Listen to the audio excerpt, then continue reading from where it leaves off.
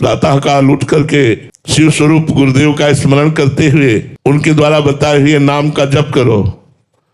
फिर स्नान आदि करके, भगवान शंकर तो बहुत कृपालु हैं, उनके जैसा कृपालु भगवान तो मिलना मुश्किल है। एक चुल्लू जल, धतूरे का फल, अकौड़ा का फूल, बेल की पत्ती, जो कोई त्रिभुवन में देवता नहीं स्वीकार कर सकता, त्रिभुवन में कोई नहीं स्वीकार कर सकता, वो भगवान शंकर की पूजा की सामग्री।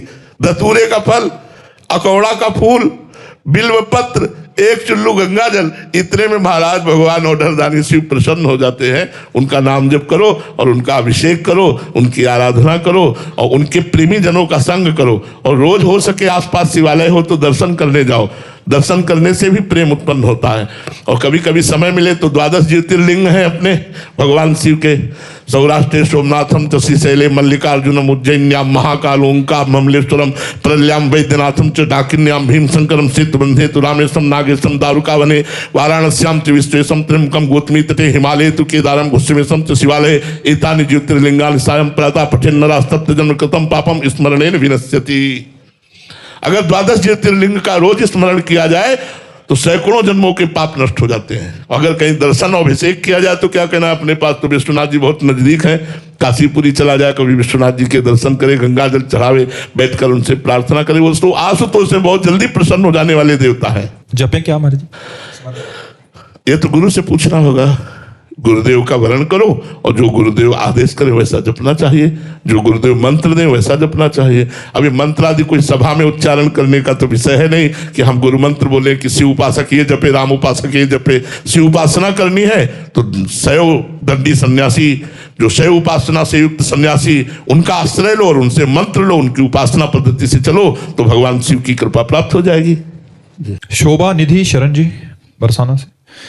महाराज जी दंडवत प्रणाम। महाराज जी, एक संसारिक पिता अपनी भौतिक संपत्ति अपने उत्तराधिकारी को सौंपता है, किंतु एक सदगुरुदेव अपनी भागवतिक संपत्ति अपने शिष्य को किस आधार पर सौंपता है? जब शिष्य मन तन प्राण सर्वस्व समर्पित करके गुरु स्वरूप हो जाता है, गुरु में तन्मय होकर के गुरु स्वरूप हो जाता है, तो यहां संपत्ति समर्पित नहीं करनी पड़ती, अपने आप गुरु के हृदय की संपत्ति का अधिकारी बन जाता है। जिसने तन मन प्राण गुरु को समर्पित करके उनकी सेवा में गुरु का चिंतन करते करते तद्भाव भाविता हो गया, तन्मयाहा हो गया, गुरु में तन्मय हो गया, तो गुरु स्वरूप हो जाता है। जैसे भृंगी नाम का कीड़ा दूसरे जाति के कीड़े को मिट्टी के घरौंदे में बंद करके और अपना डंक मारकर उसको चिंतन कराता है, तो बिना शरीर छोड़े दूसरी जाति का कीड़ा भृंगी कीड़ा बन जाता है। ऐसे ही जो तन मन प्राण समर्पित करके गुरु वचनों का पालन करता है वो बिना शरीर छोड़े गुरु स्वरूप हो जाता है। जो गुरु के हृदय की स्थिति वही शिष्य के हृदय में आ जाती है, पर तन मन प्राण सर्वस्व समर्पित होना चाहिए। अगर समर्पित नहीं है तो फिर वो रंग नहीं आएगा। ये कोई लौकिक संपत्ति नहीं है, गुरु देना भी चाहे तो नहीं दे पाएगा, वो तभी दे पाएगा जब उसका अहंकार समर्पित हो चुका है। तन मन प्राण धन सर्वस्व सर्वस्व समर्पित, तभी बात बनती है। गुरु के चरणों में अपार प्रेम हो जाए। एक बार दिल्ली में अमीर खुसरू जी के गुरु जी पधारे थे, तो एक गरीब ब्राह्मण ने सुना बाबा सिद्ध हैं, तो उन्होंने सोचा उनके पास धनी मानी लोग आते रहते हैं, हमारा काम बन जाएगा। बाबा के पास गए, दंडवत किया और बाबा से कहा, बाबा बेटी का ब्याह है, अगर कुछ सहयोग बन जाता आपके धनियों से तो। और बाबा निरपेक्ष थे, उनको किसी से मतलब नहीं था, तो उन्होंने टालने के लिए कहा परसों आना। वो ब्राह्मण फिर पहुंच गया परसों, बाबा आपने कहा था परसों आना, वो बेटी का ब्याह है, धन चाहिए। उनका यार धन चाहिए, मेरी पादुका ले जाओ, पादुका। अब लकड़ी की पादुका, कोई सोने की पादुका थोड़ी थी बाबा के पास, लकड़ी की पादुका थी। अब वो ब्राह्मण श्रद्धा तो रखता था संतों के ऊपर, पर उसको एक अरुचि सी हुई कि मैं पादुका लेकर क्या करूं, मुझे तो धन चाहिए। पर बाबा ने कहा है तो पादुका तो सर पे रख ली और उदास होकर घर की तरफ चल दिया। रास्ते में अमीर खुसरो जी आ रहे थे, वो अपने गुरु के अनन्य भक्त थे।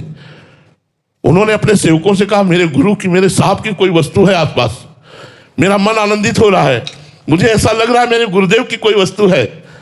इतने में वो ब्राह्मण नजदीक सर पे पादुका रखे, तो उनको आभास हुआ और कहा, भाई कहां से आ रहे हो?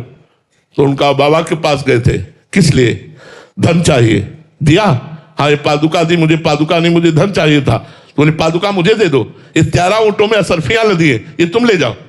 अरे वो तो माला माल हो गया, 13 ऊँटों में असरफियां लदी हुई थी, बड़े धनी थे अमीर खुसरो जी। पादुका ली और गए और कहा गुरुदेव पादुका ले आया। बोले कितने में? बोले 13 ऊँटों की संपत्ति में। बोले सस्ता सौदा किया, रख दे, कोई बात नहीं।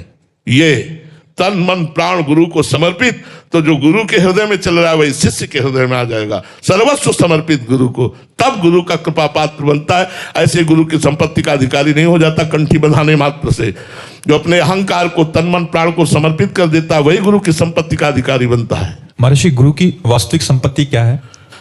अपने स्वरूप में स्थित हो जाना, अपने ब्रह्म स्वरूप को जान लेना, या भगवान से प्रेम हो जाना। भक्ति में है तो भगवान से प्रेम हो जाना, ज्ञान में है तो अपने स्वरूप में स्थित हो जाना।